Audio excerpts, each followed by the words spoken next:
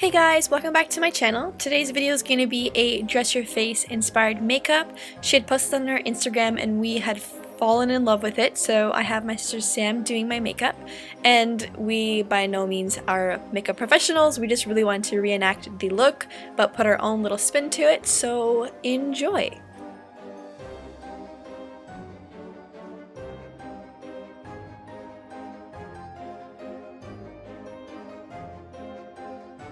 So in order to actually get this look, you're not going to need a lot of things. You're going to need a black eyeshadow, brown eyeshadow, and some sort of glitter eyeshadow for your lids. We had this thing from Stella, which was like a liquid stick, which worked amazing. You're going to need it for the eyelids and to contour your actual cheekbones as well.